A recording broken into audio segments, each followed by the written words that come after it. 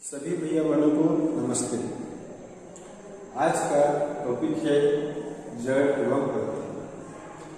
तो आप सभी भैया बहन पेड़ पौधे देखे हैं और जड़ एवं पत्तियों के बारे में परिचित हैं। आज जो है हम लोग इस टॉपिक में अध्ययन कर रहे हैं, इसलिए हम लोग देखते हैं कि पौधों और पेड़ में पत्तियों का जमावट। तो इस प्रकार की पत्तियां जो मैंने आपको यहाँ पे दिखा रहा हूँ, ये पत्तियां पेड़ की शाखाओं में जो है एक एक के क्रम में उपस्थित है। इसको अकेली क्रम या एकांतर क्रम कहते हैं। पत्तियों में जमा इस प्रकार की जो मैंने अभी आपको दिखाया, उस प्रकार की पत्तियों के जमावट को अकेली पत्ती या एकांतर क्रम कहते हैं। दूसरी कड़ी में हम लोग देखेंगे कि पत्तियों की इस प्रकार की व्यवस्था, किसी किसी पौधे में जो डाली की शाखाएं हैं उसमें एक दूसरे के विपरीत जोड़ी में पत्तियां इस प्रकार उपस्थित होती है। इसको जोड़ीदार पत्ती या फिर हम लोग क्या कहते हैं, विपरीत क्रम कहते हैं।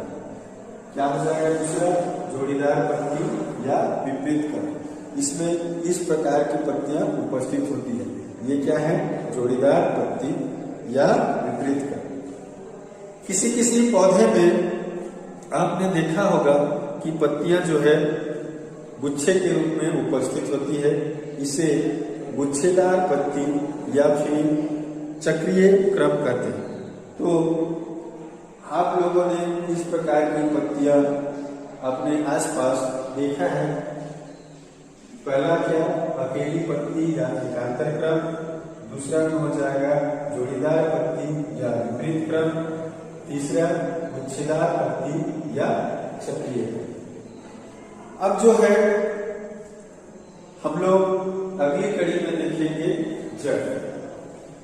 जड़ जो है आप लोग जानते हैं कि जमीन, कोई भी पेड़ पौधा जिसका ऊपरी सिरा जो आसमान की ओर बढ़ता है उसे तना कहते हैं, और जो जमीन के नीचे जाता है उसे जड़ कहते हैं। तो जड़ दो प्रकार के होते हैं, मूसला जड़ और आपका रेशेदार जड़।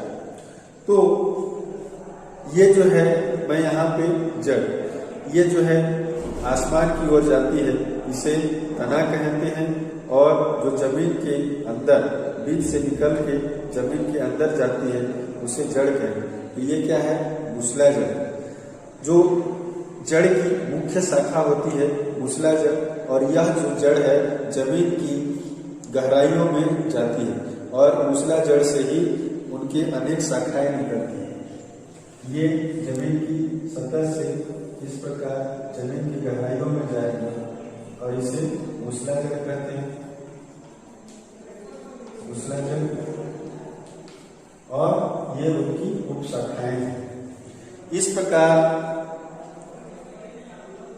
जो जड़ है यह बहुवर्षीय पौधों में पाया जाता है, और इसके उदाहरण हैं पीपल का पेड़, आम का पेड़, अमरूद का पेड़, तुलसी का पौधा। इसमें जो है मूसला जड़ पाया जाता है। इससे आगे जब हम लोग जाते हैं तो हम लोगों ने देखा घासवृक्ष के पौधों में रेशेदार जड़ पाया जाता है। यह जड़ जो है जमीन की ऊपरी सतह में ही उपस्थित होती है और इसकी मुख्य जड़ से अनेक शाखाएं निकलती है और इस प्रकार रेशे के समान उपस्थित होती है। इसे रेशेदार जड़ कहते हैं। रेशेदार जड़ के उदाहरण हैं घास वर्ग के पौधे, जैसे धान, गेहूं, घास आदि। तो इस प्रकार मूसला जड़ और रेशेदार जड़। तो मूसला जड़ और रेशेदार जड़ में आप लोग अंतर भी लिख सकते हैं कि मूसला जड़ बहुवर्षीय पौधा है, रेशेदार जड़ एक वर्षीय पौधा में पाया जाता है। दूसरा, मूसला जड़ जमीन की गहराइयों तक जाती है, अधिक गहराई तक, और रेशेदार जड़ जमीन की ऊपरी सतह पर उपस्थित होती है। इसके उदाहरण हैं पीपल का पेड़, आम, नींबू, लीची का पौधा, पेड़ आपका रेशेदार में धान, गेहूं आदि। अगला हम लोग देखेंगे नाड़ी विन्यास। आप लोगों ने पत्तियों को देखा होगा, अनुभव किया होगा कि पत्तियों की सतह पर धागे के समान आकृति उपस्थित होती है। इन आकृतियों के समान क्रम में व्यवस्थित होने का जो क्रम है, इस क्रम को हम लोग नाड़ी विन्यास कहते हैं। क्या? जब धागे के समान जो इस नाड़ी के विन्यास का जो क्रम है, इस क्रम को नाड़ी विन्यास कहते हैं।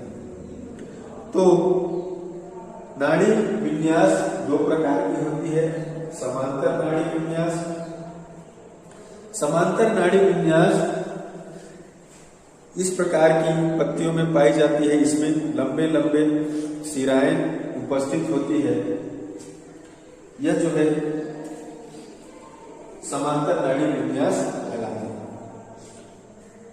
और दूसरा जालीवत नाड़ी विन्यास इस प्रकार की पत्तियों में पाई जाती है। यह बहुवर्षीय पौधों में उपस्थित होती है और इस प्रकार की नाड़ी विन्यास के क्रम को, जो जाल के समान उपस्थित होती है, उस क्रम को जालीदार नाड़ी विन्यास कहते हैं। तो आप सभी क्या यह बता सकते हैं पत्तियों को देखकर कि किस प्रकार की पौधों में किस प्रकार का जड़ उपस्थित होता है? जी हाँ, आप लोग पत्तियों को देखकर यह बता सकते हैं कि किस प्रकार के पौधों में किस प्रकार का जड़ उपस्थित है।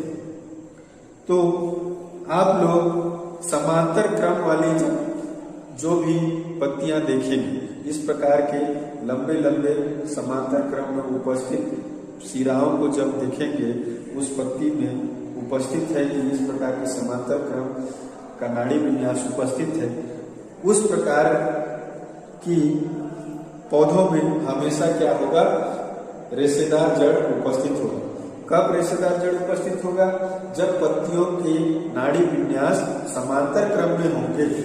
जब पत्तियों के नाड़ी विन्यास समांतर क्रम में होंगे तो उस प्रकार के पौधों में हमेशा रेशेदार जड़ उपस्थित होगा।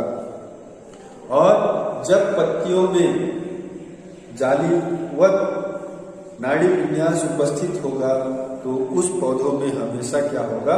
मूसला जड़ उपस्थित होगा। तो आशा है कि आप सभी को मैंने जो जिन बिंदुओं पर प्रकाश डाला है, यह जो है आपको समझ